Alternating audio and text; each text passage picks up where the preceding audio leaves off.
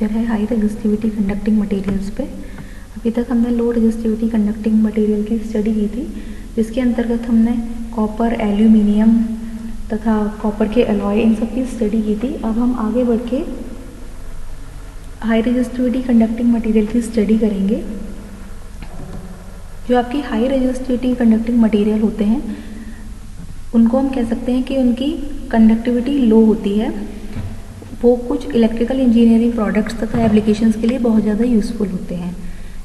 इस तरीके के जो मटेरियल होते हैं वो इनकैंडेसेंट लैम्प के फिलामेंट बनाने के लिए, इलेक्ट्रिकल हीटर और फर्नेस के हीटिंग एलिमेंट की तरह तथा स्पेस हीटर और इलेक्ट्रॉनिक आयरन के हीटिंग एलिमेंट की तरह यूज़ किए जा सकते हैं। अब हम बात करेंगे कि एक हाई रेजिस्टिविटी कंडक्टिंग मटेरियल की क्या प्रॉपर्टीज़ होनी चाहिए। सबसे पहले एज द नेम सजेस्ट कि एक हाई रेजिस्टिविटी कंडक्टिंग मटेरियल की बात कर रहे हैं तो उसकी प्रतिरोधकता उच्च होनी चाहिए। उसका मेल्टिंग पॉइंट यानी कि उसका गलनांक कम होना चाहिए, क्योंकि अभी मैंने बताया कि इस तरीके की मटेरियल का यूज़ इलेक्ट्रिकल हीटर, गर्म plate, electrical furnace, motor starter आदि में किया जाता है। तो इसके लिए ज़रूरी है कि उच्च तापमान पर वो लंबे समय तक काम कर सकें। इसलिए हाई टेम्परेचर पे अगर आपका मटेरियल मेल्ट हो जाएगा तो वो यूज़फुल नहीं रहेगा, इसलिए आपके मटेरियल का मेल्टिंग पॉइंट हाई होना चाहिए। दूसरा होता है आपका लो टेम्परेचर कोफिशिएंट। हम जानते हैं कि जो टेम्परेचर कोफिशिएंट होता है वो टेम्परेचर पर डिपेंड करता है। जब टेम्परेचर बढ़ जाता है तो उसके रेजिस्टेंस में कोई चेंज नहीं होना चाहिए। ऐसा आइडियली पॉसिबल नहीं है, पर इसका मतलब ये है कि यहाँ पे टेम्परेचर कोफिशिएंट कम से कम चेंज होना चाहिए, जिससे कि उसके रेजिस्टेंस में ज़्यादा चेंज ना हो। इसलिए हम लो टेम्परेचर कोफिशिएंट मटेरियल का यूज़ करते हैं। Next is high mechanical strength. High resistivity material की मैकेनिकल स्ट्रेंथ हाई होनी चाहिए, जिससे कि अगर वायर को खींचा जाए फिलामेंट या किसी भी फॉर्म में बनाने के लिए तो वो टूटे नहीं। एज वेल एज उसकी डक्टिलिटी हाई होनी चाहिए, क्योंकि डक्टिलिटी अगर हाई होगी तभी हम कोल्ड ड्रॉन मेथड से हाई रेजिस्टेंस मटेरियल के मोटे वायर को पतले वायर में चेंज कर पाएंगे। इसका कोरोजन रेजिस्टेंस हाई होना चाहिए, यानी कि ये ऑक्सीडेशन से फ्री होना चाहिए, क्योंकि हम जानते हैं जो हाई रेजिस्टेंस मटेरियल होते हैं वो इलेक्ट्रिक ओवन, रसोई में यूज़ होने वाले हीटर, हॉट प्लेट या फिर रूम हीटर में उनका यूज़ किया जाता है, तो उन्हें ऑक्सीडेशन से मुक्त होना चाहिए। अगर वो ऑक्सीडेशन फ्री नहीं होंगे तो क्या होगा, ऑक्सीडेशन होने की वजह से हीट के कम ट्रांसफ़र के कारण हीटिंग जो इक्विपमेंट होगा उसकी इफ़िशियंसी कम हो जाएगी। एज वेल एज इनकी कॉस्ट लो होनी चाहिए तथा इनकी लाइफ लंबी तथा ड्यूरेबल होनी चाहिए और ये हाईली फ्लेक्सिबल होने चाहिए। अब हम हाई रेजिस्टिविटी कंडक्टिंग मटेरियल में सबसे पहले हम मैग्नीन की स्टडी करेंगे। मैग्नीन की कंपोजिशन में आपका 84% कॉपर होता है, ये Cu, तथा 12% मैग्नीज होता है तथा 4% आपका निकेल होता है। इसकी प्रॉपर्टीज है कि इसकी रेजिस्टिविटी 40 माइक्रो ओम सेंटीमीटर तक होती है। इसका टेम्परेचर कोफिशिएंट ऑफ रेजिस्टेंस 0.0001 पर डिग्री सेल्सियस होता है। इसका मेल्टिंग पॉइंट 1400 डिग्री सेल्सियस होता है। इसका स्पेसिफिक ग्रेविटी 8.4 ग्राम पर सेंटीमीटर होता है तथा इसका रेजिस्टेंस बहुत ज़्यादा हाई होता है टुवर्ड्स ऑक्सीडेशन, यानी कि ये जल्दी से ऑक्सीडाइज नहीं होता है। अब हम बात करेंगे यूज़ ऑफ मैग्नीन की। मैग्नीन का यूज़ इंस्ट्रूमेंट, शंट तथा स्टैंडर्ड रेजिस्टेंस कॉइल बनाने के लिए किया जाता है। इसके अलावा मैग्नीन का यूज़ इलेक्ट्रिक हीटिंग एलिमेंट और इलेक्ट्रिक फर्नेस में किया जाता है। क्योंकि मैग्नीन का जो टेम्परेचर कोफिशिएंट है वो बहुत ही लो होता है, इसलिए इसका यूज़ स्टैंडर्ड रेजिस्टेंस में और मेजरिंग इंस्ट्रूमेंट बनाने में किया जाता है। अब हम बात करेंगे एक नए मटेरियल की, कॉन्स्टेंटन। इसको यूरेका भी बोलते हैं। कॉन्स्टेंटन बेसिकली आपका एक कॉपर निकल मिश्र धातु होता है। इसको एडवांस और फेरी के रूप में भी जाना जाता है। इसका कंपोजिशन में 45% निकल तथा 55% कॉपर होता है। इसकी प्रॉपर्टीज़ हैं, इसकी रेजिस्टिविटी 44 माइक्रो ओम सेंटीमीटर होनी चाहिए। इसका टेम्परेचर कोफिशिएंट होता है 44 माइक्रो ओम सेंटीमीटर होता है। इसका टेम्परेचर कोफिशिएंट ऑफ रेजिस्टेंस 0.00002 पर डिग्री होता है, पर डिग्री सेल्सियस। इसकी स्पेसिफिक ग्रेविटी 8.9 ग्राम पर सेंटीमीटर क्यूब होती है। इसका मेल्टिंग पॉइंट 1300 डिग्री सेंटीग्रेड होता है और इसका हीट रेजिस्टेंस प्रॉपर्टीज़ पुअर होती है। इसका यूज़ स्टार्टर में फील्ड रेगुलेटर रेजिस्टेंस बनाने में तथा रेजिस्टेंस बॉक्स के वायर बनाने के लिए किया जाता है। कॉन्स्टेंटन का यूज़ टेम्परेचर मेजरमेंट में भी किया जाता है। It is use for the formation of thermocouple बनाने के लिए भी इसका यूज़ किया जाता है, along with the wires of other metal such as copper, iron and chromium. It is especially used for resistance purpose since its resistance does not change much with change in the temperature. इसका use DC current shunt के लिए किया जाता है। DC current shunt the precision low value resistance wire is placed in series with the load in A direct current circuit. DC current shunt में क्या होता है कि एक resistance wire direct current circuit के लोड के साथ सीरीज में रखा जाता है जो कि बहुत ही हाई करंट को कैरी करता है। अगर कोई इसके अक्रॉस वोल्टेज ड्रॉप मेजर कर लेता है तो he can easily measure the current. अब हम बात करेंगे नाइक्रोम की। नाइक्रोम या ब्राइट रे बी, इसकी कंपोजिशन होती है, इसमें 60% निकेल होता है, 15% क्रोमियम होता है तथा 25% आयरन होता है। इसकी प्रॉपर्टीज हैं, इसकी रेजिस्टिविटी 1.10 माइक्रोम सेंटीमीटर होती है। इसका temperature coefficient of resistance alpha 0.0002 पर डिग्री सेंटीग्रेड होता है। इसकी स्पेसिफिक ग्रेविटी 8.24 ग्राम पर सेंटीमीटर क्यूब होती है। इसका मेल्टिंग पॉइंट 1350 डिग्री सेंटीग्रेड होता है। और इसका यूज़ ट्यूबलर हीटर्स और इलेक्ट्रिक आयरन बनाने में किया जाता है। इसके अलावा कुछ यहाँ पे नाइक्रोम के कॉमन यूज़ हम बता रहे हैं। नाइक्रोम का बहुत ज़्यादा यूज़ फायरवर्क्स और एक्सप्लोजिव इंडस्ट्री में किया जाता है। इस सब्सटेंस का यूज़ सिरेमिक वर्क में भी किया जाता है। It serves to provide an internal support structure and assist in holding the shape of clay sculpture while they are soft.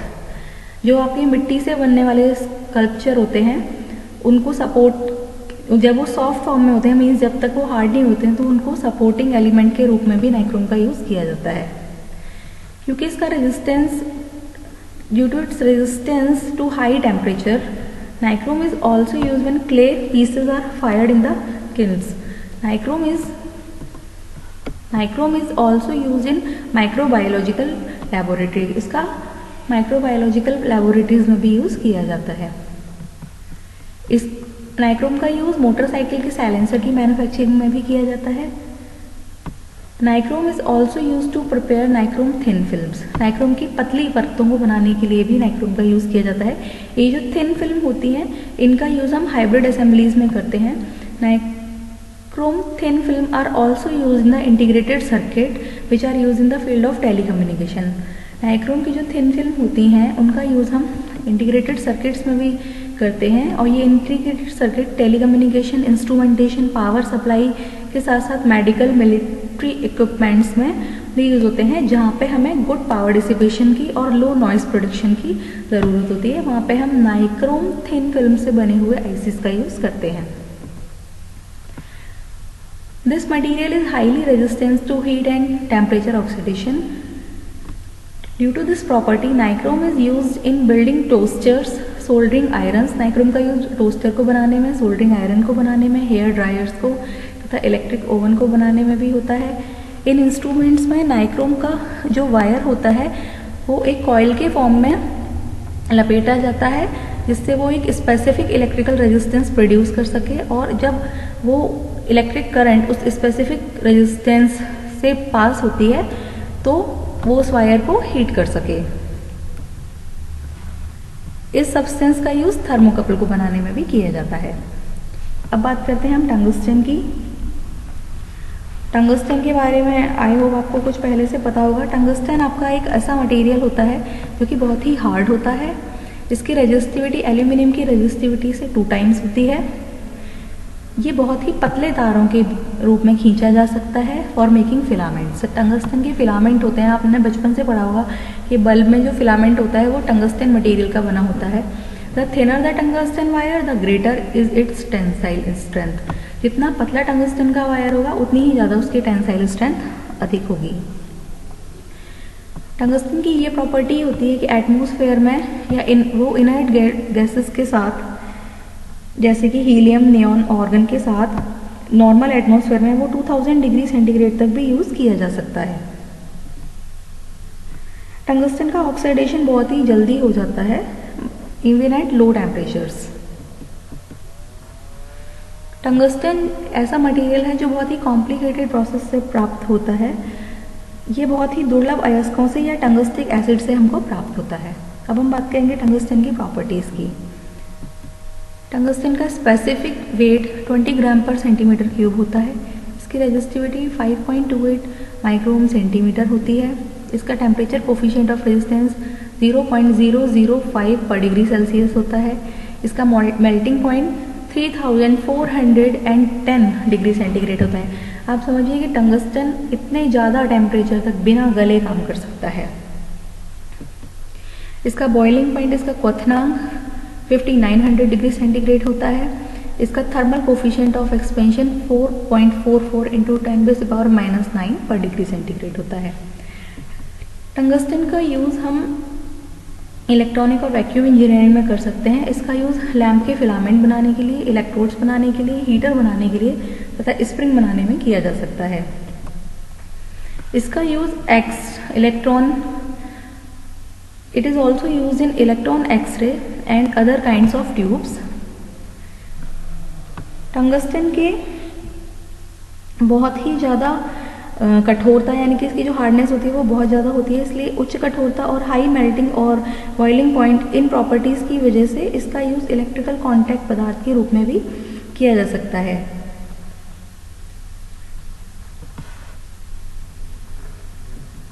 अब हम बात करेंगे कार्बन की। कार्बन के बारे में भी आप काफ़ी वेल नोन मटेरियल है कार्बन आपका। कार्बन की रेजिस्टिविटी 1000 से 7000 माइक्रोम सेंटीमीटर तक होती है। इसका temperature coefficient of resistance alpha की वैल्यू -0.002 से लेके -0.0008 डिग्री प्रति डिग्री सेंटीग्रेड तक होती है। इसका मेल्टिंग पॉइंट 3500 डिग्री सेंटीग्रेड होता है। इसकी स्पेसिफिक ग्रेविटी 2.1 ग्राम पर सेंटीमीटर क्यूब है। कार्बन का यूज़ प्रेशर सेंसिटिव रेजिस्टेंस बनाने के लिए, रजिस्टर बनाने के लिए किया जा सकता है, which are use in automatic voltage regulator. ऐसे प्रेशर सेंसिटिव रजिस्टर जिनका यूज़ ऑटोमेटिक वोल्टेज रेगुलेटर में होना है, उसको बनाने के लिए हम कार्बन रजिस्टर का यूज़ कर सकते हैं। इसके अलावा डीसी मशीन्स, मोटर और जनरेटर के जो ब्रशेज होते हैं उनको भी हम कार्बन का बना सकते हैं। These carbon brushes improve the commutation as well as reduce the wear and tear। ये आपने अपनी इलेक्ट्रिक मशीन 1 में आई थिंक आपने पढ़ा होगा कि डीसी मशीन के जो ब्रशेज होते हैं वो कार्बन से बने होते हैं। इसका यूज़ इनकैंडेसेंट लैम्प की फिलामेंट बनाने के लिए भी किया जाता है।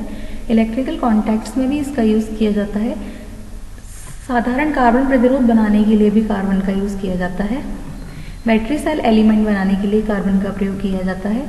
कार्बन के इलेक्ट्रोड यूज़ किए जाते हैं इलेक्ट्रिक फर्नेसेस में।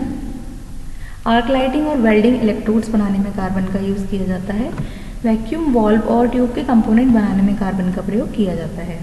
टेलीकम्युनिकेशन इक्विपमेंट्स के जो पार्ट होते हैं उनको बनाने में कार्बन का यूज़ किया जाता है। अब हमारा नेक्स्ट टॉपिक है मरकरी। मरकरी जिसको हम हिंदी में शुद्ध भाषा में पारा भी कहते हैं। मरकरी एक केमिकल एलिमेंट है जिसका सिंबल Hg होता है और इसका एटॉमिक नंबर 80 होता है। मरकरी केवल एक ऐसा मेटेलिक एलिमेंट है जो रूम टेम्परेचर पर लिक्विड फॉर्म में पाया जाता है। मरकरी हीट का बहुत अच्छा कंडक्टर होता है। मरकरी की प्रॉपर्टीज़, इसका स्पेसिफिक वेट 13.6 ग्राम पर सेंटीमीटर क्यूब होता है। इसकी रेजिस्टिविटी 0.95 माइक्रोमीटर होती है। इसका बॉइलिंग पॉइंट 360 डिग्री सेंटीग्रेड होता है। इसका वर्किंग टेम्परेचर 250 डिग्री सेंटीग्रेड होता है। मरकरी का यूज़ थर्मामीटर बनाने में, थर्मामीटर आप जानते हैं टेम्परेचर मेजरमेंट में किया जाता है। इसका यूज़ बैरोमीटर बनाने में, एयर प्रेशर को मेज़र करने के लिए जो हम डिवाइस यूज़ करते हैं उसको बैरोमीटर कहते हैं, बैरोमीटर बनाने में किया जा सकता है। मैनोमीटर्स बनाने में for measuring the liquid pressure, float wall, mercury switch, mercury relay और फ्लोरोसेंट लैम्प और अदर डिवाइसेस में भी हम मरकरी का यूज़ करते हैं। तो आई होप मैंने ये जो आपको मटेरियल्स बताए, टंगस्टन, मरकरी, कार्बन, मैग्नीन, नाइक्रोम, इन सब की प्रॉपर्टीज़ और इनके यूज़ मैंने इसमें अच्छे से बता दी हैं। आप इसको अच्छे से स्टडी कर लीजिएगा। कोई क्वेरी हो तो मेरे से कमेंट सेक्शन में डाल के पूछ लीजिएगा। आज के लिए थैंक यू क्लास।